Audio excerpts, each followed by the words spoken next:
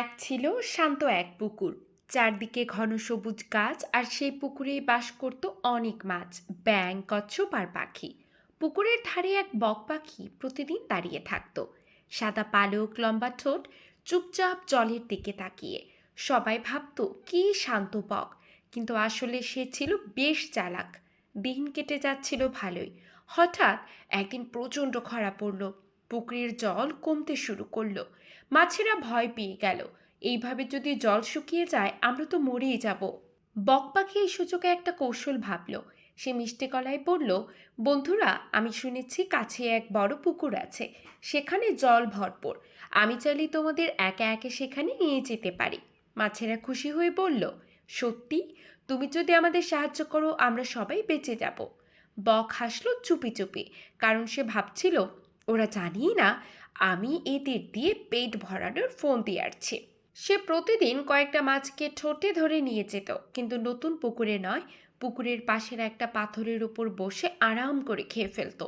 এভাবে চললো বেশ কয়েকদিন। পুকুরের মাছ কমে এলো। একদিন এক কচ্ছপ সব দেখলো চুপি চুপি। সে বকের কাছে গিয়ে বলল, আমাকেও নিয়ে চলো না বক ভাই, এখানে জল নেই, আমি মরবো। বক হাসলো, চলো, আমি তোমাদের সবাইকে সাহায্য করছি। কচ্ছপ বলল, তবে এক কাজ করো, আমি ভারী, তুমি আমাকে ঠোঁটে ধরলে পড়ে যাব, বরং আমি তোমার গলায় ঝুলে থাকবো। বক রাজি হলো। কচ্ছপ তার গলায় শক্ত করে কামড়ে ধরল। বক আকাশে উড়ল, কিন্তু এবারও সে একই জায়গায় গেল, পাথরের ওপরে। বক বলল, এই তো, এবার তোমাকেও খেয়ে নেব। কিন্তু কচ্ছপ চুপ ছিল না। সে সঙ্গে সঙ্গে জোরে কামড়ে ধরল বকের গলা।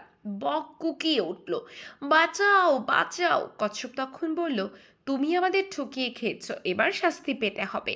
সে বকের গলা ছেড়ে দিল না, যতক্ষণ না বক নিচে পড়ে গেল। বক প্রাণে বেঁচে গেলেও গলা ফুলে গেল। আর সেদিন থেকে আর কখনো সে মাছ ধরার ছলে বন্ধুত্বের ভান করল না। পুকুরের প্রাণীরা আবার খুশি হয়ে গেল। বক বুঝল, চতুরতা যদি অন্যকে ক্ষতি করে তবে শেষ পর্যন্ত নিজেরই সর্বনাশ ডেকে আনে। গল্পের শিক্ষা: লোভ করলে নিজেরই ক্ষতি হয়, অন্যকে ঠকিয়ে কখনো ভালো ফল পাওয়া যায় না।